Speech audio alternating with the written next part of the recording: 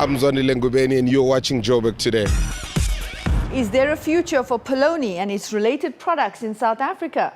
Well, Dr. Juno Thomas from the Institute of Communicable Diseases says South Africans will need to be convinced that these products are safe to eat. We chatted to her in studio about the latest developments around curbing the spread of listeriosis. At the moment, we are sitting on 999 cases since the 1st of January last year and 191 deaths that we can confirm to date. But since the recall, which was announced on the 4th of March this year, there have been only 37 cases. Okay. So the number of cases is definitely decreasing quite rapidly since the recall. So that's more evidence that we did find the source of the outbreak, and that since people have stopped eating the contaminated products, that less people are falling ill. For how long has South Africa been held in this grip of listeriosis? So we're counting the cases from the 1st of January last year, but the increase was noted in July.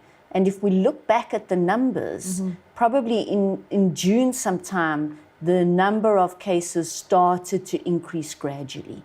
But then they increased very rapidly. And during December, we were noticing around 40 cases a week of disease. Okay. Judging from the reaction of South Africans, many were very surprised that they were advised to stay away from polony and all related products, whether it was enterprise or not. Please explain to us why this was so important. So we found the outbreak strain of Listeria in enterprise foods, ready-to-eat processed meat products, and this included polony, which was the major culprit. But because when we sampled at the Enterprise Foods Polokwane factory and we found Listeria of the outbreak strain throughout the factory, and we also found that this outbreak strain of Listeria was on the outside of the polony casings itself. And this is very important because then when it's put into the fridge shelves in the supermarket, for example, different brands of polony are often placed together and may come into contact. Or the polony may come into contact with other Viennas, for example, in the shelf.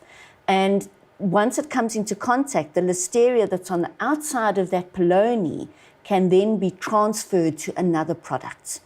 And then when you're at home and you open the product or you cut through the polony casing, you can then contaminate the food with the Listeria that's on the outside of the product. So that's why the minister advised, even though we knew that it was the enterprise foods products that had the outbreak strain, to rather avoid all polonies and processed meats until we were sure that the contaminated products had all been removed from the retail industry and from homes, and that it was less likely that other products being sold had been contaminated. You see, I didn't get that. I'm sure many people didn't get that either, because we're sitting and thinking, why should we refrain from eating all of the other products as well? Given the severity of this outbreak in South Africa, do you think this is the end of polony for South Africans? Should we stay away from it altogether after this? So the World Health Organization is currently assisting the government to investigate all ready-to-eat processed meat manufacturers around the country. And this will involve visiting their factories, inspecting the factories, taking samples in the factories of the food products and in the factory environment itself, and testing for Listeria to make sure that these producers are safe and that the products that they're producing are safe. And I think that this will be extremely important for the South African public, because then they'll be reassured that the products that are on sale and that they are finding in the supermarkets are safe for consumption. But I think that it might take a lot of convincing for South Africans to buy polony again, any type of polony. Yes, I think it is going to take convincing, and that's why this project from the government with World Health Organization is extremely important. Sure. Polony and Viennas are a very affordable source of protein for many South Africans. And, many industries have been hard hit by this polony and ready-to-eat processed meat problem. So we need to restore faith in the processed meat industry and, make sure that South Africans have access to safe polony and Viennas going forward. Will packaging be an issue? Or should it be an issue to consider? So absolutely. Packaging is part of the factory production process. And, that will be part of what's considered when the factories are inspected and sampled and assessed. Sure. Just give us a sense of how bad the situation was in terms of the presence of Listeria at this Polokwane factory of Enterprise. So Listeria was found in many different areas of the production facility, from the area where they get the raw ingredients to the area where they actually mix the emulsion, to the area where they cook and where they cool and where they sort all of the processed meats. So it was extensive throughout the facility. And so it was at this facility and not the byproduct ingredients coming through to manufacture polony? No, we never found the outbreak strain of Listeria in products that, the raw products, the raw chicken or pork that was being used. We didn't extensively test those, but we never found it there. However, we found it in the areas where the polony had been cooked and where then it was possible to contaminate the cooked product. Because the raw products, whether it's the raw chicken or pork or beef or red meat or whatever, is, even if it has Listeria, it's not of much concern because you're going to cook it.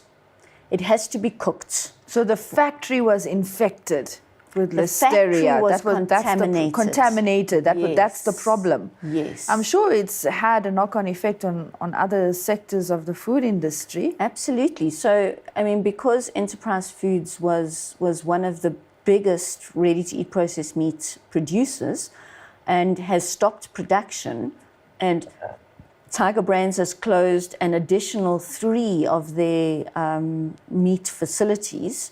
It's had a huge effect on the pork industry and even on poultry industry because they're not supplying. Sure. And then also because people have been staying away from processed meat in general, it's had a huge effect on the farmers and the suppliers of meat to that industry. You did point out earlier that Rainbow was under investigation, the factory as well. Yeah. Has that investigation been concluded? So, Listeria was found in certain Simply Chicken Rainbow polony products. And when that RCL Foods factory in the Free State was visited and sampled, Listeria was found there as well.